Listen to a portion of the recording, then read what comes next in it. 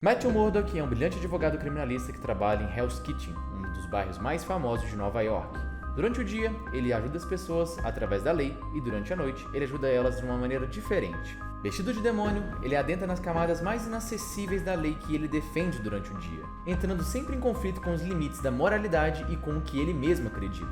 Então hoje a gente vai explorar a psicologia por trás desse personagem tão complexo, que enfrenta diversos conflitos psicológicos, morais, principalmente ligados à religião. Religião essa que é sem dúvidas uma das principais camadas da mente do personagem. Ela acaba sempre colocando ele em dúvida sobre tudo que ele faz. E esse sentimento do personagem tem de carregar o mundo entre as costas não é em vão, já que ele é nada mais nada menos esperado do que o próprio Jesus Cristo. Então nesse vídeo eu vou tentar expor um pouco como que a culpa, a moral e a fé afetam a mente do Demolidor. Os dramas de Matt começam logo ao nascer, já que ele é abandonado pela sua mãe e passa a ser cuidado apenas pelo seu pai. E o pai dele até que é bem presente, ele se importa bastante com Matt, mas aqui a gente já consegue ver um pouquinho dos problemas psicológicos que ele enfrenta. Nos entendimentos psicanalíticos, os pais são considerados não como aquelas figuras biológicas do pai masculino e da mãe feminina, mas é entendido pela função que eles exercem. Então os papéis de construção na criança não são determinados pelos agentes biológicos dela. Uma pessoa com sexo feminino consegue exercer tranquilamente as funções do sexo masculino para a criança, assim como vice-versa. Mas a questão principal é que é muito difícil uma só figura conseguir exercer todas as funções que a criança necessita. E é entendido que a ausência de certa função, como a função materna, pode ser muito prejudicial para o desenvolvimento da criança. E ela pode causar inúmeras consequências, já que é a mãe que é tão responsável por trazer o afeto e o cuidado e as necessidades básicas da criança, né? Por exemplo, como a amamentação. Alguns autores como Winnicott dizem que essa ausência afetiva pode trazer certos comportamentos desajustados, como por exemplo uma regressão, uma tendência antissocial, uma certa carência até também e, o mais importante aqui, uma certa propensão à delinquência. E é exatamente isso que a gente vê em Matt. Ele é um garoto completamente rebelde e inconsequente, constantemente se envolvendo em confusões pelas ruas. Em sua origem, um homem sem medo, Matt é visto roubando um cacetete de um policial e escondendo na academia de seu pai. Aqui conseguimos ver que na verdade a transgressão é um traço já da personalidade do Matt. E voltando um pouco para o pai, já que ele é muito responsável pela construção do personagem, já que Murdock é um boxeador que trabalha a contragosto para o crime organizado. Ele vive sempre angustiado pela vida que ele leva, e ele sempre tenta passar isso também pro Matt de certa forma, sempre querendo que o garoto leve uma vida diferente da sua, principalmente através dos estudos. Mas o interessante mesmo é que o Matt não escuta ele. Em determinado momento da história, ele acaba chegando em casa cheio de orgulho porque ele bateu num valentão que fazia bullying com ele. E nesse momento o pai dele fica completamente desesperado, né? Porque ele tá vendo que o garoto tá utilizando das mesmas formas que ele usa para resolver os problemas e acaba dando um soco nele. Nesse ponto o pai dele tenta utilizar um dos principais mecanismos comportamentais, que é a punição. O Matt chegou completamente se vangloriando da situação. E se o pai dele tivesse uma atitude de concordar ou ser omisso, com certeza isso faria com que o garoto continuasse a executar esses comportamentos de bater nos valentões. Então seu pai estava tentando fazer uma forma de não reforçar esse comportamento. Mas é claro, bater é de longe uma das piores opções realmente. Mas é o que foi utilizado nessa história. E é muito interessante, porque após o ocorrido, o pai dele começa a chorar e Matt simplesmente resolve sair de casa. Longe de casa, ele começa a refletir sobre aquilo que aconteceu. E ele para pensar no seguinte: meu pai me bateu. Bater é errado. Se meu pai bateu, ele cometeu um erro. E se meu pai cometeu erros, quer dizer que todo mundo pode cometer erros. E é engraçado que esse questionamento parece que saiu realmente de um livro assim, de psicanálise. Já que vamos voltar um pouco daquelas funções que eu comentei anteriormente. É entendido nessa teoria que é a função paternal que justamente faz essa introjeção da lei, da realidade na criança. E para a gente entender isso melhor, vamos pensar na seguinte questão: quando é que a criança começa a entender aquilo que ela é? Nos primeiros anos de vida, o bebê não sabe o que ele é de fato. Ele é só realmente um organismo que bebe leite e que chora. Ele nem sequer sabe que ele é algo separado da mãe. E é nesse ponto que a figura paternal entra, justamente para providenciar essa separação.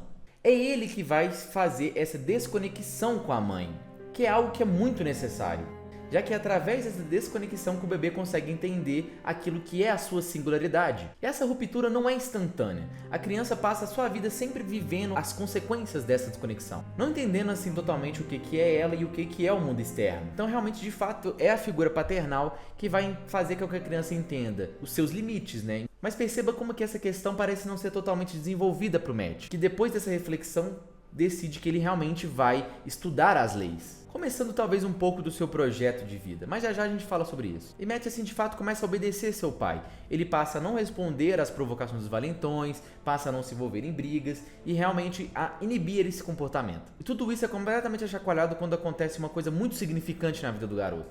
Ele simplesmente sofre um acidente que deixa ele cego, fazendo com que ele fique cada vez mais nessa posição de inferioridade, né, e de piedade em relação às outras pessoas. E apesar assim de perder a visão, na verdade ele ganha superpoderes, já que ele consegue perceber as pessoas assim a quilômetros de distância. Tem uma percepção agora muito melhor do que ele tinha anteriormente. Ele não vê, mas ele percebe assim todas as coisas que acontecem ao seu redor. Para aprender a controlar esses seus sentidos, um velho que também passa mais ou menos por isso, encontra o garoto. O nome dele é Stick e ele também é cego. Então ele começa a compartilhar as suas vivências com o garoto e a treinar ele. Aqui a gente vê que o Stick, ele faz uma outra função na vida de Matt. Ele começa a fazer com que o garoto treine, por exemplo, a luta, que é algo assim que seu pai nunca deixou ele fazer. E é assim, super fácil entender realmente a conexão que ele sente com o Stick.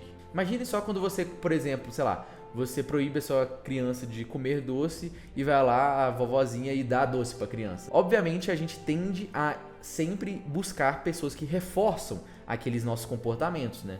Então ele associa a figura de Stick como uma figura positiva, já que ele permite com que ele utilize, né, a sua ira, né, faça com que ele lute, né, que é uma vontade realmente que ele tem. Porque a realidade é que ele gosta disso, ele gosta de bater, ele gosta de se sentir imponente em relação às outras pessoas. Então podemos dizer que esse treinamento que ele tem com o Stick faz com que ele se sinta livre em relação ao seu próprio ser. E beleza, ele entra nesse treinamento e os anos bem vão se passando, né? Até que o seu pai, ele é meio que coagido ali a entregar uma das suas lutas, né? E ele simplesmente não aceita fazer isso, fazendo com que ele seja morto pelo crime. E aí nesse ponto o Matt perde completamente a cabeça. Ele não chega a matar ninguém diretamente, mas ele realmente esmagaça todo mundo, tá ligado? Até que falta apenas um. E ele tenta fazer uma espécie de emboscada com esse cara que acaba não dando muito certo, já que uma pessoa inocente acaba morrendo no processo. E aí nesse ponto, novamente a cabeça do protagonista começa a ficar completamente avacalhada, já que os conflitos morais realmente começam a consumir ele mesmo. Já que para ele, matar uma pessoa é errado moralmente, enquanto lei, também enquanto pecado. E aí nesse ponto ele passa realmente a carregar essa culpa, esse pecado pro resto da sua vida. Para a psicologia, a culpa é uma certa emoção ambivalente. Ela é meio que capaz tanto de fazer a gente se paralisar frente a alguma coisa, quanto de fazer com que a gente busque e provoque novos comportamentos. No caso de Matt, a culpa se torna assim a força motriz de toda a sua vida, definindo completamente a sua trajetória enquanto vigilante. E é importante entender que essa culpa exacerbada que ele sente está completamente entrelaçada com a sua fé, com o catolicismo do personagem. E esse é um dos pilares centrais na psique do Matt. A religião ela é sempre entendida como algo capaz assim, de moldar de fato aquilo que a gente pensa sobre nós mesmos e sobre o que a gente pensa assim, em relação ao mundo. E ele cresceu assim meio que internalizando essa fé que valoriza o sacrifício e a redenção. E ela provoca um sentimento de responsabilidade em Matt sobre a morte de seu pai, sobre a morte daquela garota inocente e sobre, principalmente, essa questão meio que bem Homem-Aranha de fato, né? Tipo, de grandes poderes cai grandes responsabilidades. Só que aqui, com grandes poderes, cai sobre culpa na cabeça do personagem. Isso muda a sua relação que ele tem com a justiça e também provoca nele uma certa autopunição. Essa autopunição é muito evidente quando a gente assiste ou lê os gibis do Demolidor. Ele é um cara assim completamente maluco. Ele pula pelos prédios, ele se joga nos bandidos, ele enfrenta assim, multidões exacerbadas de personagens. É algo como se ele buscasse uma certa punição física pelas coisas que ele está fazendo ou que ele fez.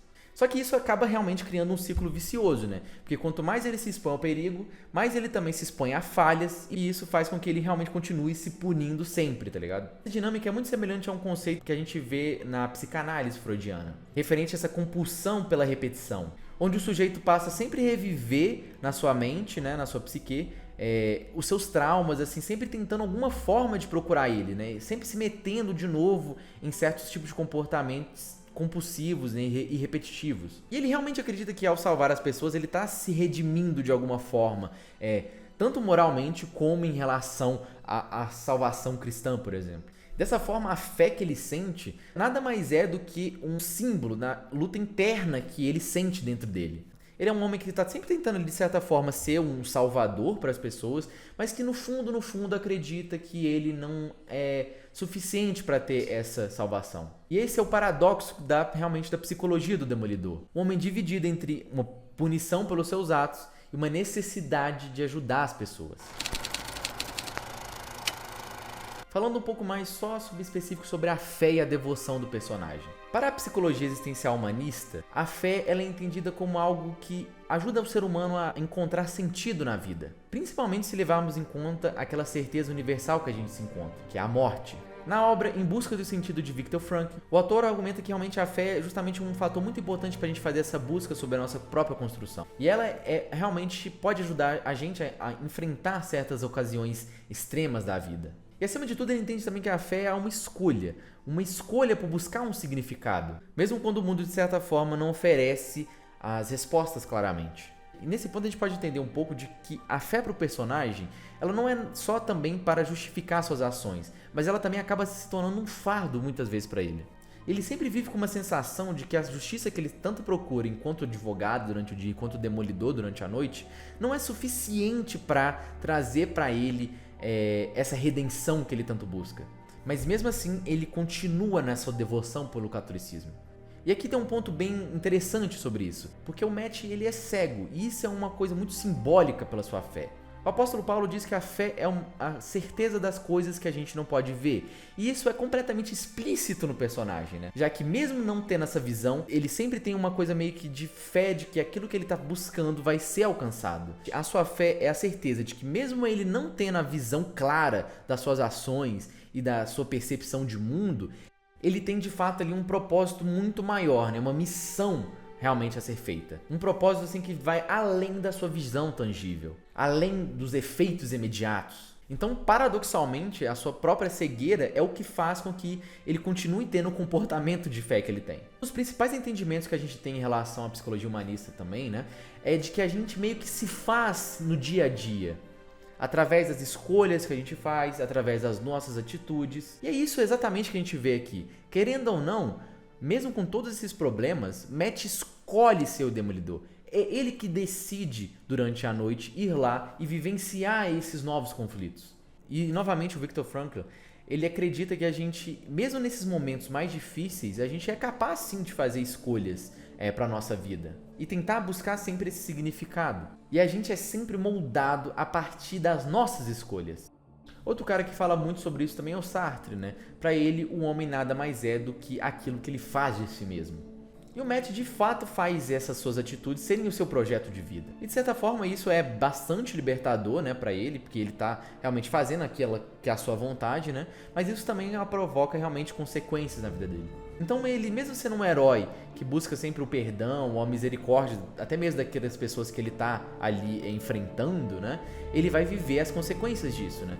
Porque ele, por exemplo, não matar determinado personagem pode causar a morte de várias outras pessoas.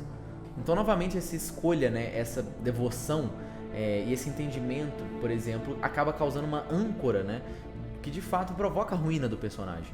Ele carrega realmente esse peso como se fosse uma cruz que ele nunca vai poder deixar de carregar, já que para ele sacrifício é a autopunição. Sacrifício, perdão, carregar uma certa cruz em relação ao mundo. Percebe como que realmente, de fato, o personagem ele é inspirado em Jesus Cristo. Jesus é entendido como vendo ao mundo enquanto um milagre, o Filho de Deus que veio para tirar as pessoas em relação ao pecado. Da mesma maneira, o Matt acredita que o seu dom é um milagre e que por ele ter isso, ele precisa realmente se voltar para o mundo enquanto uma ajuda. Matt sempre questiona de fato a natureza desse dom, sempre fazendo aquela questão: como que alguém tão culpado pode ter recebido isso? Quando criança, achava que era a vontade de Deus. Ele criou cada um de nós com um propósito, não é? Uma razão de ser. Eu acredito que sim. Então por que ele botou o demônio em mim? Alguns autores como Freud dizem que essa ideia que a gente tem sobre Deus está profundamente ligada a nossas questões de necessidade, de desejo, uma certa necessidade de proteção em relação ao controle da vida. E ele argumenta que ela é uma ilusão referente a esse desamparo que a gente sente diante dessas necessidades da vida, principalmente, de novo, com relação à morte. E o autor acredita que a maturidade psíquica, né, que a gente conseguir ter, a gente só vai alcançar ela quando a gente superar essas ilusões. permitindo assim que as pessoas conseguissem de fato vivenciar a realidade sem essas explicações sobrenaturais. Mas em contrapartida, a gente precisa sempre entender que quando a gente coloca explicações religiosas dentro daquilo que a gente entende como psicologia, a gente está correndo um sério risco de estar reduzindo aquele fenômeno religioso em que as pessoas se encontram, em que as pessoas vivenciam, é algo reducionista, reduzindo de fato aqueles significados humanos por trás disso. Querendo ou não, a psicologia é entendida nas pessoas enquanto entendimento sobre o mundo, entendimento sobre a vida, né? Ela traz realmente conhecimento sobre as coisas. Assim como definindo nossos valores em relação à vida. Então o papel realmente da psicologia é nunca de negar ou afirmar nada em relação à religião. Mas a gente pode tentar olhar um pouco das dinâmicas comportamentais que a gente vê em relação a isso com o personagem, né? E aí, de fato, a religião ela acaba sempre reforçando as ideias de autopunição e de extermínio do personagem, né? Falando um pouco sobre a identidade do personagem agora. Ele é um completo paradoxo constante, né? Ele é ao mesmo tempo alguém que defende a lei e alguém que transgride ela, mas sempre buscando alguma forma de fazer justiça com isso. Durante o dia, ele ajuda as pessoas, né? Ele veste o terno seu de advogado e ajuda as pessoas através da lei. E durante a noite, ele veste a sua roupa de super-herói, vai ali tentar ajudar as pessoas num nível acima da lei que ele defende durante o dia. E esse também é um outro ponto que provoca, de fato, conflito psicológico, né? Ele tá sempre imerso em dois mundos que não se ajudam, né? Os dois mundos, eles não coincidem. Talvez dá pra entender um pouco de princípio da realidade, um princípio do prazer aqui nessas inspirações, né? Algo como se fosse a realidade, né, vinda da forma dele de advogado, né, através das leis, e a sua forma de demolidor, né, onde ele exerce de fato aquilo que ele sente, aquilo que ele tem de pulsão mesmo. Já que no tribunal o Matt é sempre obrigado assim, a seguir as leis e aceitar que nem todos os culpados realmente vão ser punidos, né? E que as falhas do sistema, assim, acontecem o tempo inteiro, né? Mas só que enquanto Demolidor, ele encontra um caminho mais instintivo de viver, de fato, né? Então isso também causa uma certa fragmentação na sua personalidade, né? O que ele é de fato? Ele é um advogado ou ele é um vigilante? Ele é um santo ou ele é um pecador? E a resposta não é simples, né? Porque na verdade ele é os dois. Mas é justamente essa incapacidade de reconciliar essas facetas, né?